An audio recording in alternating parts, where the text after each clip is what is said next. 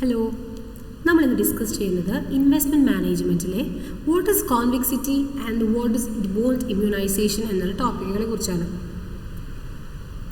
Interest റേറ്റിൽ മാറ്റങ്ങൾ വരുമ്പോൾ ആ ബോണ്ട് പ്രൈസിൽ നമുക്ക് ആ മാറ്റങ്ങൾ കാണാമെന്ന് നമ്മൾ പഠിച്ചിരുന്നു. അതൊരു ഇൻവേഴ്സ് റിലേഷൻ ആണെന്നും കൂടി നമ്മൾ പഠിച്ചിരുന്നു. ഇത് മെഷർ ചെയ്യാൻ നമുക്ക് we have the two methods, duration as well as the convexity. ഇങ്ങനെ രണ്ട് മെഷറാണ് ഉള്ളത്. ഇത് രണ്ടും ഇൻട്രസ്റ്റ് റേറ്റ് ഓർ പ്രൈസ് സെൻസിറ്റിവിറ്റീനെ മെഷർ ചെയ്യുന്നതാണ്. ബട്ട് ഇവിടെ ഡ്യൂറേഷൻ ഒരു ലിമിറ്റേഷൻ ഉണ്ട്. ഡ്യൂറേഷൻ ഡിസ്ക്രൈബ് ചെയ്യുന്നത് അപ്രോക്സിമേറ്റ് ആയിട്ടുള്ള റിലേഷൻഷിപ്പാണ്. Duration describes approximate relationship between the price and yield. Because അതൊരു ലീനിയർ മെഷറാണ്. അതിപ്പോൾ വിചാരിക്കുക ഈ ഡ്യൂറേഷൻ നമ്മൾ ഇങ്ങനെ മെഷർ ചെയ്യാമെന്ന് വിചാരിച്ചാൽ സെർട്ടൻ പെർസെൻറ്റേജ് ഒരു ഇൻട്രസ്റ്റ് റേറ്റ് മാറിക്കഴിഞ്ഞാൽ ആ ഒരു ഈക്വൽ പെർസെൻറ്റേജ് ആണ് പ്രൈസിൽ ചേഞ്ച് വരിക എന്നാണ് എസ്യൂം ചെയ്യുന്നത്. അതാണ് അത് ലീനിയർ മെഷർ എന്ന് പറയുന്നത്. It assumes that for a certain percentage of change in interest rate that an equal percentage change in price will occur. അതാണ് എൻ്റെ പ്രത്യേകത. ബട്ട് കോൺവെക്സിറ്റി അങ്ങനെയല്ല. It describes the actual relationship between the bond price and the its yield, bonds yield. ഇതും measure ചെയ്യുന്നത് എന്താ, interest റേറ്റിൽ മാറുമ്പോൾ എത്രത്തോളം പ്രൈസിൽ റിഫ്ലക്ഷൻ വന്നു എന്ന് തന്നെയാണ്. ബട്ട് ഇത് കുറച്ചും കൂടി ആക്യുറേറ്റ് ആണ്. അപ്പോൾ ചെറിയ ചേഞ്ചസ് ഒക്കെ ആണെങ്കിൽ കോൺവെക്സിറ്റി ആണ് best measure to determine the interest rate or price sensitivity. The degree to which the graph is curved shows how much a bond's yield changes in response to a change in price. ഇത് convex in shape ആയിരിക്കും ഇതിൻ്റെ graph നമ്മൾ represent ചെയ്യുന്നത്. അത് ഗ്രാഫിൻ്റെ കർവ്നെസ് അനുസരിച്ചിട്ട് നമുക്ക് മനസ്സിലാവും bond എത്രത്തോളം പ്രൈസിൽ ബോണ്ടിൽ ചേഞ്ചസ് എത്രത്തോളം പ്രൈസിൽ റിഫ്ലക്റ്റ് ചെയ്തിട്ടുണ്ട്. ഇതാണ് നമ്മുടെ കോൺവെക്സിറ്റി. ഓക്കെ, നമുക്ക് റിലേഷൻഷിപ്പ് നോക്കാം. Relationship between bond price and yield. Bond പ്രൈസും ഈൽഡും തമ്മിലുള്ള റിലേഷൻഷിപ്പാണ് പഠിക്കുന്നത്. ഇതിൽ ലീനിയർ ആയിട്ട് കാണുന്ന സ്ട്രെയിറ്റ് കാണുന്ന ഒരു സ്ലോപ്പിംഗ് ലൈൻ കാണിക്കുന്നത് ഡ്യൂറേഷനെയാണ്. വേറാസ് ആ കർവ്ഡ് ലൈനാണ് നമ്മുടെ കോൺവെക്സിറ്റി മെഷർ ചെയ്യുന്ന ലൈൻ, കോൺവെക്സിറ്റീനെ കാണിച്ചിരിക്കുന്നത്.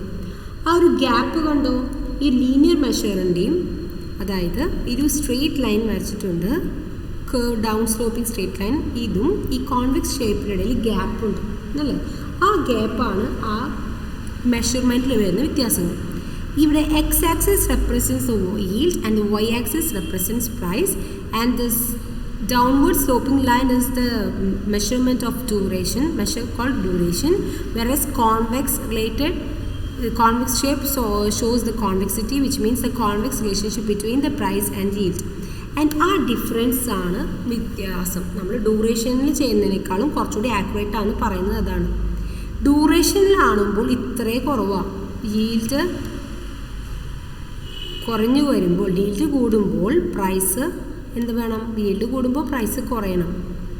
അതിൻ്റെ അപ്രോക്സിമേറ്റ് ആയിട്ടാണ് നമുക്ക് ഡ്യൂറേഷൻ കാണിച്ചു തരുന്നത്. ബട്ട് കോൺവെക്സിറ്റി നമുക്കത് കുറച്ചും കൂടി ക്ലിയർ ആയിട്ട് കാണിച്ചു തരും. ഈ ഒരു പോയിന്റിൽ, അതായത് ഇവിടെ വരുന്ന ഗ്യാപ്പ് എന്താ മനസ്സിലാക്കി തരുന്നത്, ഹിയർ ദ അണ്ടർ എസ്റ്റിമേറ്റ്. ശരിക്കും ഇത്ര വേണമായിരുന്നു കോൺവെക്സ് ആയിരുന്നപ്പോൾ, ബട്ട് നമുക്ക് ഡ്യൂറേഷൻ ഇത്രയ്ക്കാണ് കാണിച്ചു തന്നിട്ടുള്ളത്. അതിൻ്റെ അർത്ഥം ഡ്യൂറേഷനിൽ എന്താ മിസ്സിങ് പറ്റിയത്, it means the under estimate of price increase when the yield is fall. yield താഴേക്ക് പോയപ്പോൾ നമ്മൾ ഈ പ്രൈസ് ഇൻക്രീസ് ചെയ്തതിന് അണ്ടർ എസ്റ്റിമേറ്റ് ചെയ്തു. അതുകൊണ്ടാണ് ഇവിടെ ഇത്ര ഗ്യാപ്പ് വന്നത്. അത് ഇപ്പോൾ ഇവിടെ വരുന്ന ഡിഫറൻസ് എന്തുകൊണ്ടാണ്, it is due to the over estimate of price decrease when the yield increases. yield increase ചെയ്യുമ്പോൾ ആ പ്രൈസ് ഡിക്രീസിന് ഓവർ എസ്റ്റിമേറ്റ് ചെയ്തുകൊണ്ടാണ് ഈ ഗ്യാപ്പ് വന്നത്. അതിനർത്ഥം the duration is not much exact and we will get the exact picture while measuring the convexity. ആ convexity tool use ചെയ്താലാണ് അത് കുറച്ചും കൂടി എക്സാക്റ്റ് ആയിട്ടുള്ള കാര്യങ്ങൾ നമുക്ക് മനസ്സിലാവുക. കുറച്ചും കൂടി ഒരു ഇഫക്റ്റീവ് ആയിട്ടുള്ള ഒരു മെഷർമെൻറ്റ് എന്ന് പറയുന്നത് അതാണ്. വാട്ട് ഇസ് ദിസ്, എന്താണ് മെഷർ ചെയ്യുന്ന convexity, how much a bond yields changes in response to the changes in price. അതാണ് മെഷർ ചെയ്യുന്നത്. എപ്പോഴും ബോണ്ട് yield ഫോൾ ചെയ്യുമ്പോൾ, as a bond yield falls, its duration lengthens, indicating increased price. And so as yield falls further, the price will rise at a faster rate. Inverse relation ആണെന്ന് അറിയാം. അതാണ് ഇതിൻ്റെ relationship ഇങ്ങനെ ഇരിക്കുന്നത്. And the formula എന്ന് പറയുന്നത് convexity equal to P negative plus V positive minus 2V0 divided by 2V0 into Ty whole square. And V എന്ന് പറഞ്ഞാൽ the estimated price if yield decreases by a given amount Dy, and V positive stands for the estimated price if yield increases by a given amount Dy, and V0 stands for initial observed bond price, and Dy stands for the change in required yield in decimal form. നമുക്കൊരു example വെച്ച് discuss ചെയ്യാം. 5 years 7.25% coupon bond priced at 98. 5 Kollam duration, ആ ഒരു period 5 years ആണ്. ആ coupon rate എന്ന് പറയുന്നത് 7.25 ആണ്. അതിൻ്റെ പ്രൈസ് 98. If yield rise by 50 basis points, 50 point കൂടിക്കഴിഞ്ഞാൽ the estimated price എന്തായിരിക്കും? കുറയണം അല്ലേ? കുറഞ്ഞു 96.01. If yield falls by 50 basis points, yield കുറയുകയാണെങ്കിലോ പ്രൈസിന് എന്ത് സംഭവിക്കണം? കൂടണം. ആ കൂടിയിട്ടുണ്ട്. the estimated price will be 100.04. ഇതാണ് ക്വസ്റ്റ്യൻ. Measure the convexity. എങ്ങനെയാണ് മെഷർ ചെയ്യുക? V negative plus V positive minus 2V0 divided by 2V0 into Ty whole square. And V negative എന്ന് പറഞ്ഞാൽ എന്താണ്? The estimated price if yield decreases by a given amount Dy. അപ്പോൾ ആ ഒരു Dy എന്ന് പറഞ്ഞാൽ എന്തായിരുന്നു? ആ yieldൽ വന്ന ചേഞ്ച്. yieldൽ വന്ന ചേഞ്ച് എന്ന് പറയുന്നത് 50 ബേസിസ് പോയിൻ്റ് ആണ്. ആ 50 ബേസിസ് പോയിൻറ്റ് കുറയുമ്പോൾ നമുക്ക് വന്നിട്ടുള്ള പ്രൈസിനെയാണ് വി നെഗറ്റീവ് എന്ന് പറയുന്നത്. അതാണ് ഇവിടെ 50 ബേസിസ് പോയിന്റ് കുറയുമ്പോൾ നമ്മുടെ പ്രൈസ് എന്ന് പറയുന്നത് 100.04 ആയി. ആൻഡ് വി പോസിറ്റീവ് എന്ന് പറഞ്ഞാൽ vice versa, the estimated price if yield increases by given amount. ഇവിടെ 5 ബേസിസ് പോയിന്റ് ഇൻക്രീസ് ചെയ്തപ്പോൾ ദ എസ്റ്റിമേറ്റഡ് പ്രൈസ് കുറഞ്ഞു. And the V positive equal to 96.01 minus 2 into V0. V0 എന്ന് പറഞ്ഞാൽ the initial observed bond price. That is here in this example it is 98. So 2 into 98 divided by 2 into 98 into dy square ആണ്. dy square എന്ന് പറഞ്ഞാൽ എന്തായിരുന്നു? The change in required yield in decimal form. That is ഇവിടെ എത്ര basis point ആണ് പറഞ്ഞിരിക്കുന്നത്? 50 basis point ആണ്. 50 basis point which means 0.50% എന്നാണ് അർത്ഥം. അപ്പോൾ അതിനെ കൺവേർട്ട് ചെയ്യുമ്പോൾ എത്രയായി വന്നു? 0.005 സ്ക്വയർ. ഇത് ചെയ്തപ്പോൾ യു ഗോട്ട് ദ 10.204. ഇത്രയാണ് എന്താണ് കോൺവെക്സിറ്റി വന്നിട്ടുള്ളത്. ഇതാണ് എൻ്റെ പീരീഡ്.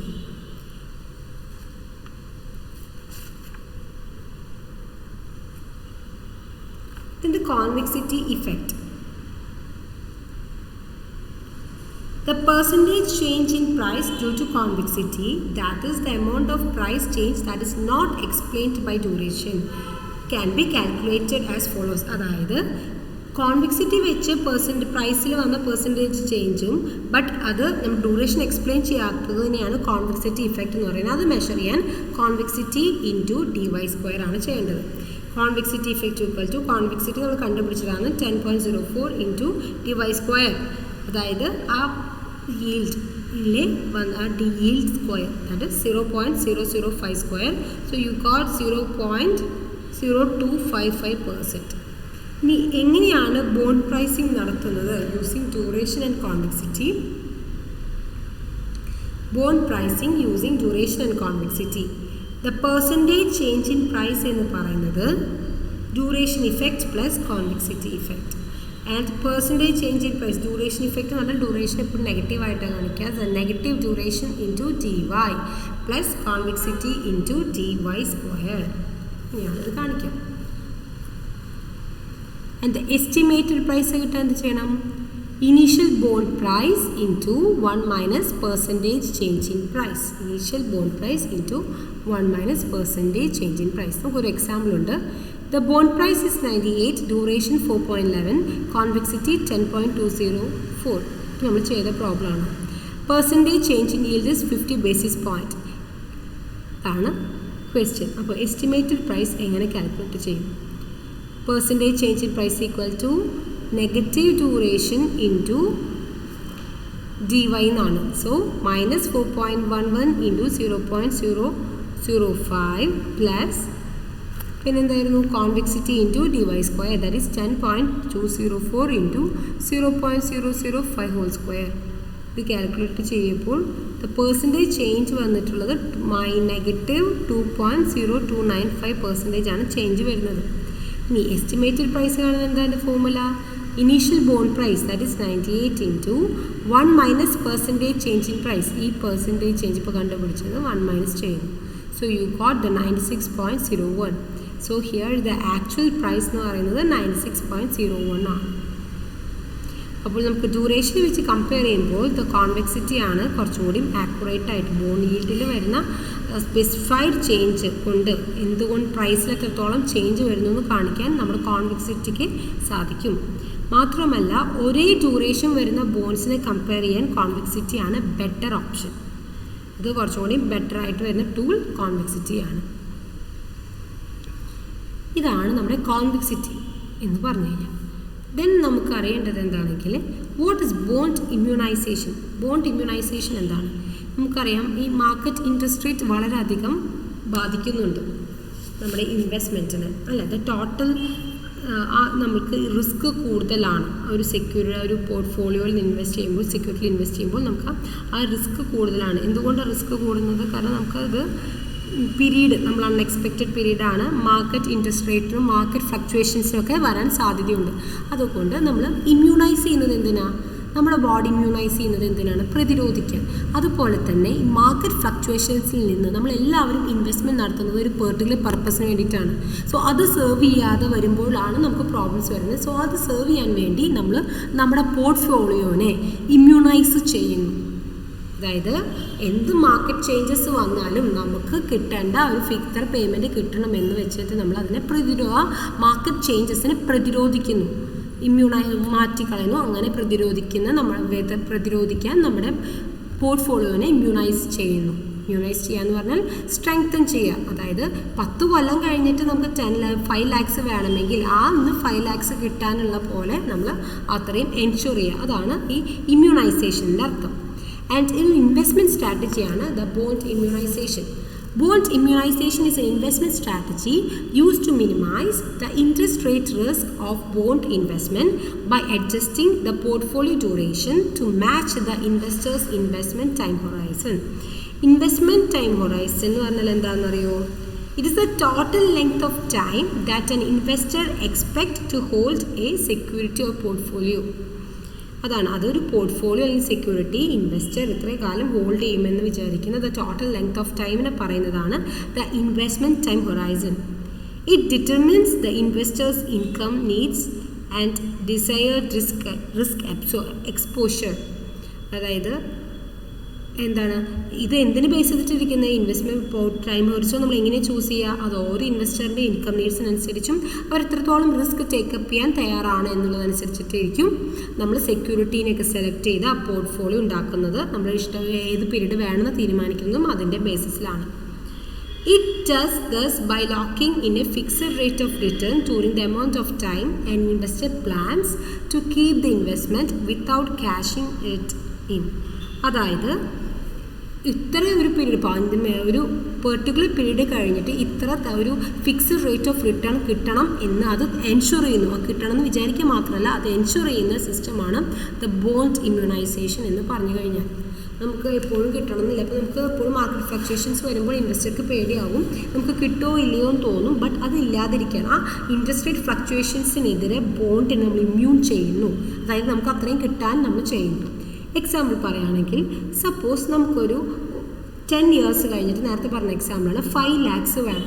അപ്പോൾ നമുക്ക് എന്തൊക്കെ ചെയ്യാം? ഒന്നെങ്കിൽ നമുക്ക് 10 years കഴിഞ്ഞ് 5 lakhs കിട്ടുന്ന തരത്തിലുള്ള ഒരു 0 കൂപ്പൺ ബോണ്ട് മേടിച്ച് വയ്ക്കാം. അത് നമുക്ക് അറിയാം ഇൻട്രസ്റ്റ് റേറ്റ് ഒന്നും ഇല്ലെങ്കിലും കൃത്യമായിട്ട് നമ്മൾ 5 years കഴിയുമ്പോൾ നമുക്ക് 10 years കഴിയുമ്പോൾ നമുക്ക് 5 lakhs കിട്ടുന്ന തരത്തിലുള്ള ബോണ്ടുകൾ നമ്മൾ അതായത് മെച്യൂർ വാല്യൂ അത്ര വരുന്ന ബോണ്ട് നമുക്ക് ഇൻവെസ്റ്റ് ചെയ്യാം. അപ്പോൾ റിസ്ക് വരുന്നില്ല, നമുക്ക് അങ്ങനെ തന്നെ കിട്ടാം. അല്ലെങ്കിൽ നമുക്ക് എന്ത് ചെയ്യാം? ഈ 10 year ഡ്യൂറേഷനുള്ള പല ഡിഫറെൻറ്റ് ബോണ്ട്സിനും അതായത് ഈ ആവറേജ് ചെയ്യുമ്പോൾ ഈ 5 lakhs കിട്ടുന്ന 10 years കഴിഞ്ഞ് 5 lakhs കിട്ടുന്ന പല ബോൺസിൽ വേണമെങ്കിൽ നമുക്ക് അത് ഇൻവെസ്റ്റ്മെൻറ്റ് നടത്താം. ഇതാണ് 2 ഓപ്ഷനും ഉള്ളത്. ഇതിനാണ് ഇമ്മ്യൂണൈസ് ചെയ്യാമെന്ന് ഉദ്ദേശിക്കുന്നത്. അതായത് ഡ്യൂറേഷൻ എപ്പോഴും ആ ടൈം ഹൊറൈസണായിട്ട് സെയിം ആയിരിക്കണം. അതാണ് ഇവിടെ ശ്രദ്ധിക്കേണ്ട കാര്യം. മനസ്സിലായോ? ബോണ്ടിൻ്റെ ഡ്യൂറേഷൻ അല്ല, ടൈം ഹൊറൈസൺ അതിൻ്റെ ഇതും ബോണ്ടിൻ്റെ ഡ്യൂറേഷനും ഷുഡ് ബി ഈക്വലൈസ്. അത് ഈക്വലൈസ് ആയിരിക്കണം. A portfolio is immunized when its duration equals the investor's time horizon. ഇൻവെസ്റ്ററുടെ ടൈം ഹൊറൈസൺ ആയി വരുമ്പോൾ മാത്രമാണ് അത് ഈക്വലൈസ് ചെയ്യാൻ പറ്റുള്ളൂ. കാരണം നമുക്കറിയാം ഇൻട്രസ്റ്റ് റേറ്റ് ഫ്ലക്ച്വേഷൻ റിസ്ക് ഉണ്ട്, അവിടെ റീഇൻവെസ്റ്റ്മെൻറ്റ് റിസ്ക് ഉണ്ട്, പ്രൈസ് റിസ്ക്കും ഉണ്ട്. സോ ഇതിനൊക്കെ നമുക്ക് ടാക്കിൾ ചെയ്യണമെങ്കിലാണ് നമ്മൾ ബോണ്ട് ഇമ്മ്യൂണൈസേഷൻ ചെയ്യുന്നത്. And this is the bond immunization concept. ഇതിനാണ് ബോണ്ട് ഇമ്മ്യൂണൈസേഷൻ കോൺസെപ്റ്റ് എന്ന് പറയും.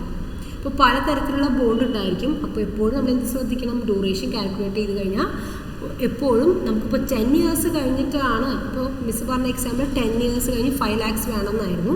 സോ 10 years എന്ന് പറയുമ്പോൾ ഒരിക്കലും 10 yearsനേക്കാളും താഴെയുള്ള ഡ്യൂറേഷൻ ഉള്ളതൊന്നും നമ്മൾ ചൂസ് ചെയ്യില്ല. ബോണ്ട്സ് നമ്മൾ ഒരിക്കലും ചൂസ് ചെയ്യില്ല. ആ 10 yearsന് മുകളിലുള്ള ബോണ്ടും അല്ലെങ്കിൽ ഒരെണ്ണം ഇപ്പോൾ 2-3 ബോണ്ട് ഉണ്ട്, 2 10 yearsനേക്കാളും ഗ്രേറ്റർ, ഒരെണ്ണം 10 yearsനേക്കാളും ഗ്രേറ്റർ ആണ്, ബാക്കി 2 10 yearsനേക്കാളും താഴെയാണെങ്കിൽ നമ്മളൊരു പോർട്ട്ഫോളിയോ ഉണ്ടാക്കുമ്പോൾ ഒരെണ്ണം കൂടുതലുള്ളതും കുറവുള്ളതും എടുക്കാം. ബട്ട് ഒരിക്കലും എപ്പോഴും രണ്ടും ഡ്യൂറേഷൻ 10 yearsനേക്കാളും കുറവുള്ളത് നമുക്ക് ചെയ്യാൻ പറ്റില്ല. അതാണ് ശ്രദ്ധിക്കേണ്ട ഒരു കാര്യം. നമ്മൾ ബോണ്ട് ഇമ്മ്യൂണൈസ് ചെയ്യാൻ ഉദ്ദേശിക്കുമ്പോൾ ഡ്യൂറേഷനേക്കാളും കൂടുതലുള്ള പീരീഡിൽ എടുത്തിട്ട് വേണം നമ്മളതിനെ ഇമ്മ്യൂണൈസ് ചെയ്യാൻ. അല്ലെങ്കിൽ 0 കൂപ്പൺ ബോണ്ടാണ് ഡയറക്റ്റ്ലി മേടിക്കുന്നതെങ്കിൽ നമുക്ക് ഈ പ്രോബ്ലം ഒന്നും ഇല്ലായിരുന്നു. അല്ലെങ്കിൽ നമുക്കൊന്നെങ്കിൽ അങ്ങനെ ചെയ്യാം, അല്ലെങ്കിൽ ഈ ഒരു ഓപ്ഷൻ നമുക്കുണ്ട്. And this is about convexity and bond immunization.